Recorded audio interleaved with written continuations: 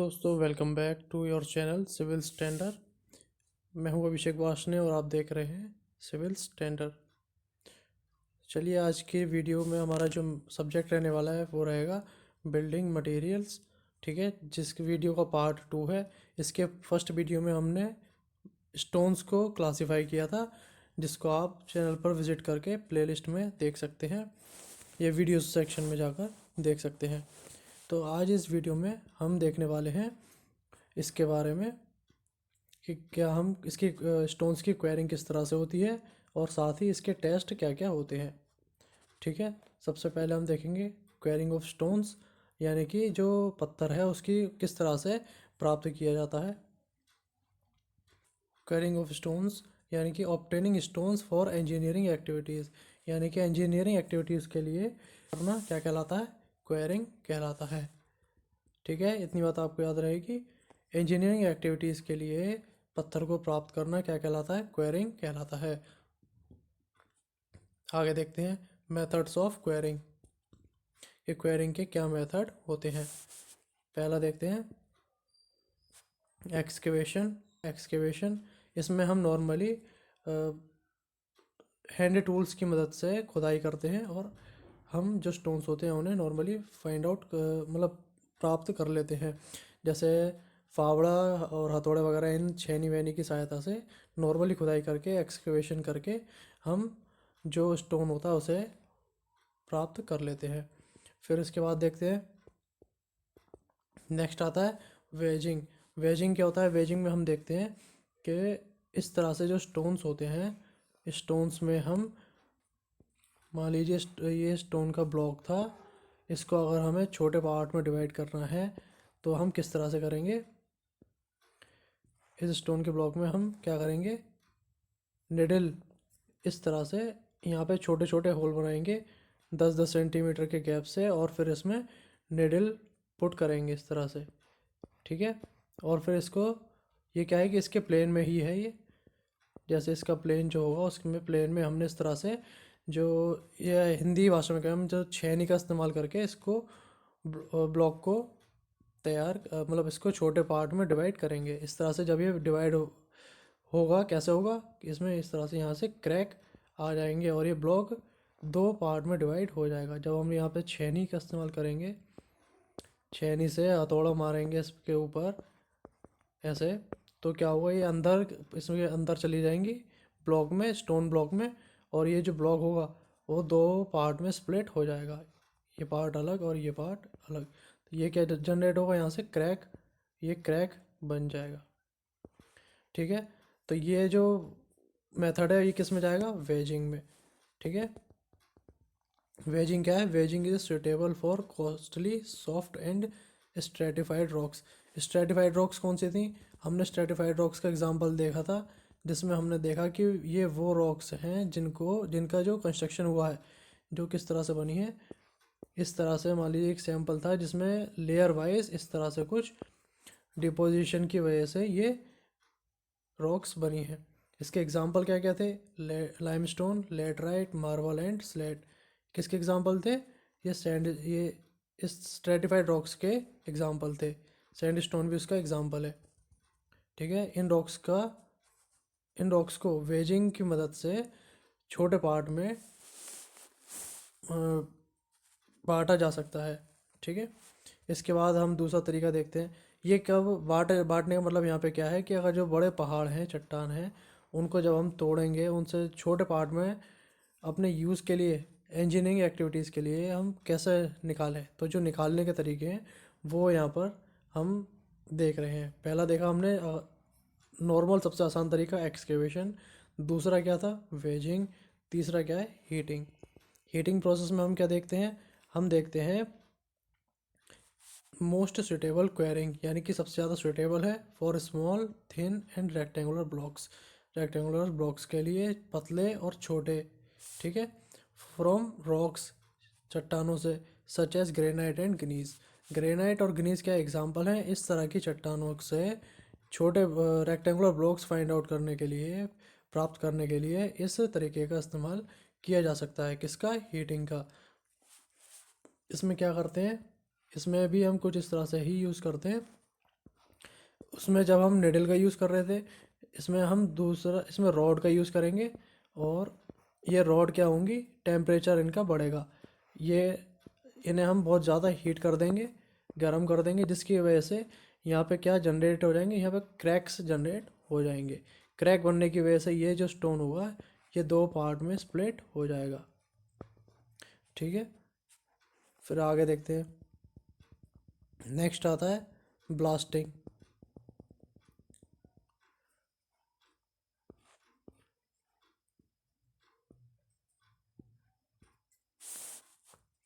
Next क्या है, blasting. Blasting में क्या यूज़ करते हैं हम, एक्सप्लोसिव पाउडर, यानी कि एक्सप्लोसिव पाउडर का यूज़ करके हम ब्लास्ट करते हैं, जिसमें हम किसका यूज़ करते हैं, गन पाउडर का और डायनामाइट का और ब्लास्टिंग कॉटन का, इनका यूज़ करके हम ब्लास्ट करते हैं। और जो बड़ी बड़ी चट्टानें या रॉक्स होती हैं वो छोटे पार्ट में स्प्लिट हो जाती हैं और फिर उनको फर्दर छोटे पार्ट में डिवाइड किया जाता है और अपने यूज़ के लिए, अपने इंजीनियरिंग एक्टिविटीज़ के लिए उन्हें यूज़ में लाया जाता है। ठीक है, अब ब्लास्टिंग में हम देखते हैं ब्लास्टिंग पाउडर। ब्लास्टिंग पाउडर क्या कैसे इस पर कंपोजिशन होता है, 15% क्या होता है, सल्फ़र। नेक्स्ट 65% सॉल्ट पीटर होता है। चारकोल होता है 20%। तो ये क्या हो गया, इसका कंपोजिशन हो गया किसका, ब्लास्टिंग पाउडर का। आगे देखते हैं, इसे गन पाउडर भी कह सकते हैं। आगे हम देखते हैं डायनामाइट। डायनामाइट का यूज़ भी हम बचपन से सुनते आ रहे हैं कि एक्सप्लोसिव के लिए यूज़ किया जाता है। देखते हैं हम कंपोजिशन में क्या क्या होता है डायनामाइट के। इसमें होता है 95% नाइट्रोजन ग्लिसरीन, ठीक है, नाइट्रोग्लिसरीन। और नेक्स्ट हम देखते हैं 25% क्या होता है, सैंडी अर्थ। ठीक है, इन दोनों के कंपोजिशन से बनता है डायनामाइट। इसकी क्या कैरेक्टरिस्टिक्स होती हैं, कैरेक्टरिस्टिक्स हैं इसकी, पहला पावरफुल एक्सप्लोसिव है। ठीक है, पावरफुल एक्सप्लोसिव है, ये यानी कि बहुत ज़्यादा दमदार एक्सप्लोसिव है, बहुत बड़े लेवल पे इसका इफ़ेक्ट हम देख सकते हैं। सेंसिटिव टू शॉक, यानी कि ये जो शॉक्स होते हैं, झटके लगते हैं, उसके प्रति सेंसिटिव होता है। हल्के झटकों पे भी ये एक्सप्लोज हो सकता है, इसलिए इसका रख रखाव काफ़ी ज़्यादा ध्यान रखना पड़ता है इसके रख रखाव में, तो इसमें झटके ना लगें, नहीं तो ये काफ़ी ख़तरनाक हो सकता है। आगे देखते हैं मोस्ट पावरफुल एक्सप्लोसिव, ये बहुत ज़्यादा पावरफुल होता है। It is used for boreholes and quarrying of stones. Boreholes में और स्टोन्स की क्वेरिंग में इसका यूज़ किया जाता है। आगे देखते हैं ड्रेसिंग ऑफ स्टोन्स, कि स्टोन्स की ड्रेसिंग किस लिए की जाती है। पहला, रेड्यूस साइज़, उसका साइज़ छोटा कर सकें। प्रॉपर शेप, सही शेप अपने यूज़ के अकॉर्डिंग बना सकें। बेटर अपीयरेंस, कि वो सही हमें दिखाई दे, कि देखने में अच्छा हो जाए। इंक्रीज्ड रेजिस्टेंस टू वेदरिंग, कि वेदरिंग के प्रति उसका जो स्ट्रेंथ है, रेजिस्टेंस है, वो बढ़ जाए। आगे देखते हैं सीजनिंग क्या है। सीजनिंग वो प्रोसेस है जिसमें उसकी जो अंदर का मॉइस्चर है उसे रिमूव किया जाता है। सीजनिंग से क्या क्या चीज़ हमें फाइंड आउट होती है, पहला देखते हैं हम हार्डर, यानी कि जो स्टोन है वो हार्ड हो जाता है। और सेकंड क्या है, कॉम्पैक्ट, कि वो ज़्यादा कॉम्पैक्ट हो जाता है। वेदर रेजिस्टेंट, वेदर रेजिस्टेंट, उसकी जो रेजिस्टेंस कैपेसिटी है वो बढ़ जाती है। This process takes time 6 to 12 month, यानी कि ये जो प्रोसेस है सीजनिंग की वो 6 से 12 महीने लेती है। तो ये हमें कब करना चाहिए, सीजनिंग को, सीजनिंग को ड्रेसिंग से पहले करना चाहिए, बाद में। सीजनिंग को ड्रेसिंग के बाद में करना चाहिए, क्योंकि ड्रेसिंग में जब हम उसको पत्थर को काटते हैं तो जो उसके अंदर का मॉइस्चर है वो हमारी हेल्प करता है उसके काटने में। और आपने देखा होगा कि पत्थर को काटते समय उसके ऊपर पानी भी डाला जाता है, वो उसको हेल्प करता है उसके काटे जाने में, इसके पार्ट होने में। तो इसलिए सीजनिंग की प्रोसेस ड्रेसिंग के बाद की जाती है। इसके बाद देखते हैं कि क्या क्या टेस्ट किए जाते हैं स्टोन्स के ऊपर, उसकी प्रॉपर्टीज़ को चेक करने के लिए, उसकी स्ट्रेंथ को बढ़ाने के लिए, ड्यूरेबिलिटी और क्वालिटी, इन सभी परफॉर्मेंस के लिए जो टेस्ट किए जाते हैं उन्हें अब हम आगे देखेंगे। फिर से देखते हैं हम ये जो टेस्ट हैं किस किस के लिए किए जाते हैं। टेस्ट ऑन स्टोन्स, यानी कि पत्थर के ऊपर जो टेस्ट किए जाते हैं किस किस के लिए किए जाते हैं। परफॉर्म टू चेक, क्या क्या चेक करने के लिए, strength, properties, quality and durability of stones. Test that are perform to check the ability, उसकी एबिलिटी चेक करने के लिए जो जो टेस्ट परफॉर्म किए जाते हैं। कौन कौन से किए जाते हैं देखते हैं। पहला, इसमें test to check the soluble material, यानी कि जो उसके अंदर जो हमने स्टोन लिया है उसमें क्या सॉल्युबल मटेरियल है। अगर मान लीजिए उसमें मिट्टी की मात्रा ज़्यादा है, मडी है वो स्टोन, तो क्या उसका यूज़ कर सकते हैं हम बिल्डिंग में? नहीं कर सकते हैं, क्योंकि उसकी स्ट्रेंथ कम होगी अगर उसमें सॉल्युबल पार्टिकल मिक्सअप हैं। कैसे चेक करेंगे? हम उसके कुछ पार्टिकल्स को ले लेंगे और इस तरह से एक जो हमारी जो परख नली होगी, टेस्ट ट्यूब होगी, उसमें कुछ पार्टिकल्स इस तरह से डालेंगे और उसमें जो प्योर वाटर होगा, प्योर वाटर हम उसमें भर देंगे। इस तरह से भरने के बाद ऊपर से हम अपने अंगूठे से इस तरह से अंगूठे से बंद करने के बाद उसे अच्छे से शेक करेंगे। शेक करने से अगर इसमें जो इसका जो वाटर है ये क्लाउडी हो जाता है, अगर हल्का क्लाउडी होता है तब तो कोई दिक्कत नहीं है, लेकिन अगर ज़्यादा क्लाउडी हो जाता है, डर्टी हो जाता है ये एक तरह से, तो डर्टी हो जाना क्या है इसका डर्टी हो जाना ही ये बताता है कि ये जो स्टोन है उसमें मड जो वो मडी है, यानी कि उसमें मिट्टी के पार्टिकल ज़्यादा हैं और वो उसकी स्ट्रेंथ ज़्यादा नहीं है। बिल्डिंग वर्क्स पर्पस से उसका यूज़ नहीं किया जा सकता। ठीक है, इसको इस तरह से देख लेते हैं एक बार। इसमें test is perform to check the presence of soluble matter in the sample of stones.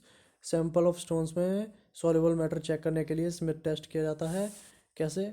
Take some particle stones in water and test tube and shake it. Test tube में इसके पार्टिकल्स लेते हैं, वाटर को लेते हैं और shake करते हैं अच्छी तरह से। If sample is cloudy no problem. Sample हल्का क्लाउडी होता है तो कोई दिक्कत नहीं है, लेकिन if water is dirty then it indicates the earthy material matter in samples.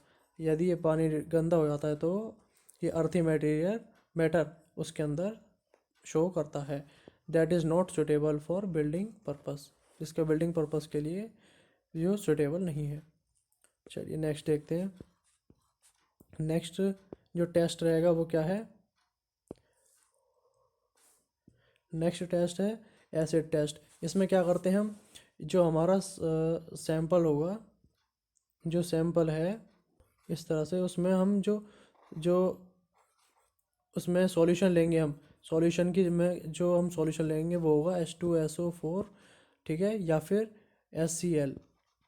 HCl यानी कि हाइड्रोक्लोरिक एसिड या फिर हाइड्रोफ्यूरिक एसिड का यूज़ कर सकते हैं। किस तरह से? हम 100 ग्राम्स की स्टोन चिप्स लेंगे। 100 ग्राम स्टोन चिप्स, स्टोन चिप्स यानी कि जो छोटी गिट्टी होती है, या 20 mm की जो हम नॉर्मली यूज़ करते हैं, ये 10 mm जो भी हम यूज़ कर रहे हैं वो 100 ग्राम स्टोन का सैंपल ले लेंगे और उसको 5% सॉल्यूशन में H2SO4 या HCl के सैंपल में 3 दिन के लिए रखेंगे। टाइम ड्यूरेशन आप ध्यान रखें, कब तक? 3 दिन के लिए उसका हम यूज़ करने वाले हैं। ठीक है, 3 दिन तक इसके अंदर हम पार्टिकल्स को भिगो कर रखेंगे। फिर देखेंगे हम, then chips taken out and dried. उसके बाद हम जो चिप्स होंगी स्टोन्स की उसको बाहर निकालेंगे और सूखने देंगे। फिर क्या देखेंगे हम, एजेस आर शार्प्ड, कॉर्नर्स आर शार्प्ड, यानी कि जो इस तरह से एज होंगे, मान लीजिए एक पार्टिकल था तो इसके जो एज होंगे ये कॉर्नर्स, क्या ये शार्प हैं वो पहले की तरह? अगर हैं तब तो ये ठीक है, अगर नहीं है ये क्या इंडिकेट करेंगे? इट इंडिकेट्स साउंड, स्टोन की जो स्टोन है वो साउंड है। ठीक है, क्रशिंग टेस्ट। अब इसके बाद नेक्स्ट क्या आता है? Crushing test. क्रशिंग टेस्ट में क्या देखते हैं हम, जो स्टोन है उसकी कंप्रेसिव स्ट्रेंथ क्या है, to check the compressive strength. इसका क्या कैसे चेक करेंगे? जो सैंपल होगा यहाँ पे हमारा, उसकी जो मेज़रमेंट रखेंगे, जो मेज़रमेंट होंगी इस सैंपल की वो क्या क्या होंगी? 40 mm, यानी कि ये जो हर साइड की मेज़रमेंट होगी वो होगी 40 mm। ठीक है, इस तरह से जो एक क्यूब बनाएंगे हम उसका यूज़ करेंगे कंप्रेशन टेस्टिंग के लिए। और इसमें जो टेस्ट होगा 72 आवर्स इन, जो उसको उसको 72 घंटे तक पानी में डुबा कर रखेंगे, 72 आवर्स इन वाटर। और ये सैंपल कितने होंगे? ये 3 सैंपल बनाए जाएंगे। ठीक है, 3 सैंपल का इस तरह से जो 3 सैंपल होंगे 40-40 mm मेज़रमेंट के जित जो क्यूब के हमारे स्टोन क्यूब के सैंपल होंगे उन्हें 72 घंटे के लिए पानी में डुबा कर रखना है टेस्ट से पहले। रेट ऑफ लोडिंग यानी कि जो रेट होगा क्या होगा 14 न्यूटन पर एम स्क्वायर। इसके बाद in case of concrete test, जो कंक्रीट के केस में हम क्या देखेंगे, जो हमारे जो क्यूब की मेजरमेंट है वो होगी 150 mm। ठीक है, ये मतलब क्यूब की सारी साइड बराबर होती हैं तो इसमें 150 mm लेंगे कंक्रीट के क्यूब में। सीमेंट टेस्ट में क्या लेंगे 70.5 mm मेज़रमेंट होगी साइड की। और एक अच्छे गुड बिल्डिंग स्टोन की जो स्ट्रेंथ होती है वो क्या होनी चाहिए, जो अभी हम यहाँ स्टोन की जो कैपेसिटी निकाल रहे हैं वो क्या होनी चाहिए, वो कम नहीं होनी चाहिए 100 न्यूटन पर एम स्क्वायर से। जो उसकी कैपेसिटी होगी क्या होगी 100 न्यूटन पर एम स्क्वायर से कम नहीं होनी चाहिए। ठीक है, ये बात ध्यान रखने की है यहाँ पर। इसके बाद नेक्स्ट टेस्ट की ओर चलते हैं। नेक्स्ट आ जाता है हार्डनेस टेस्ट। हार्डनेस को कैसे मेज़र करेंगे, hardness test is perform by scratching a stone with a knife. इसमें क्या करते हैं, जैसे हमारा कोई सैंपल है इसको एक नाइफ़ की मदद से उसको स्क्रैच करते हैं। ठीक है, उसको जब इसके ऊपर स्क्रैच करेंगे जो लाइनें बनेंगी इसको चेक करेंगे क्या ये पत्थर को हम काट पा रहे हैं, कितनी मुश्किल से काट पा रहे हैं। इसमें जो मेज़र में हाइट होगी उस हाइट को मेज़र करेंगे इम्पैक्ट के ज़रिए। ठीक है, जो अब क्या क्या किस किस स्टोन के लिए कितना कितना होता है वो यहाँ पर वैल्यूज़ दी गई हैं। हार्डनेस इज़ मेजर्ड इन मोह वैल्यूज़। ठीक है, हार्डनेस को किस में मेजर करते हैं, मोह वैल्यूज़ में। टॉक के लिए 1 होती है, जिप्सम के लिए 2, कैल्साइट के लिए 3, फ्लोराइड के लिए 4, इसी तरह से आगे सभी के लिए देखेंगे। और सबसे ज़्यादा हार्ड क्या होता है, हम जानते हैं सबसे ज़्यादा हार्ड डायमंड होता है। ठीक है, तो उसकी वैल्यू हो गई 10। चलिए आगे देखते हैं। नेक्स्ट आ जाता है टफनेस टेस्ट। इसमें सॉरी इसमें एक चीज़ गलती हो गई है। पीछे हमने क्या देखा, जो नाइफ से स्क्रैच करके देखेंगे। हाइट का इसमें कोई मेजरमेंट सॉरी हाइट का कोई इसमें रोल नहीं रहता है। रोल जो रहेगा वो इसमें टफनेस टेस्ट में होगा। इसमें हैमर का इम्पैक्ट देखते हैं कि कितनी हाइट से करने पे इफ़ेक्ट पड़ रहा है। इस चीज़ को ध्यान देंगे, पीछे गलती हो गई है। जैसे ये स्टोन है इसके ऊपर अगर हम हैमर का यूज़ कर रहे हैं तो किस हाइट से हम जब इसके ऊपर हैमर को मारेंगे तो कितना इफ़ेक्ट आएगा। पहले अगर मान लीजिए कि 1 फीट की हाइट ली, फिर 2 फीट की हाइट ली, फिर इसी तरह से 3 फीट की हाइट ली, तो इसके ऊपर जो इम्पैक्ट पड़ेंगे उस इम्पैक्ट को हम देखेंगे कि कितनी हाइट से इसको मारने के बाद हिट करने के बाद इसमें चेंज आ रहे हैं। ठीक है, तो इससे हम टफनेस टेस्ट को चेक कर सकते हैं। आगे देखते हैं वाटर एब्जॉर्प्शन टेस्ट कि पानी को किस तरह कितना कितना एब्जॉर्ब करना चाहिए स्टोन्स को। The selected test piece should be crushed और ब्रोकन। ठीक है, सिलेक्टेड टेस्ट पीस क्रश्ड होना चाहिए या टूटा हुआ होना चाहिए। साइज ऑफ स्टोन्स क्या क्या होने चाहिए, 10 mm से 20 mm के बीच में। ठीक है, ये कैसे चेक करेंगे, हम 2 सीव लेंगे, पहली सीव और दूसरी सीव। ठीक है, नीचे हम पेन लगा लेंगे। पेन यानी कि जो इसका नीचे वाला प्लेट होता है उसका यूज़ करेंगे। ठीक है, इसमें जो ऊपर की जो सीव होती है ये वाली, वो सीव 20 mm की रखेंगे और नीचे वाली सीव 10 mm की रखेंगे। ठीक है, 20 mm की सीव से स्टोन्स पास हो जाएंगे और 10 mm पर आकर रुक जाएंगे। तो जो स्टोन हमें मिलेंगे उनका यूज़ हम यहाँ पर करने वाले हैं। ठीक है, permissible water absorption limit of good building stones is 5%। जो परमिसेबल वाटर एब्जॉर्प्शन लिमिट है वो क्या होती है 5% होती है। तो अलग अलग स्टोन्स के लिए अलग अलग वाटर एब्जॉर्प्शन लिमिट यहाँ पर लिखी हुई हैं, उन्हें आप एक बार पढ़ सकते हैं क्या क्या है।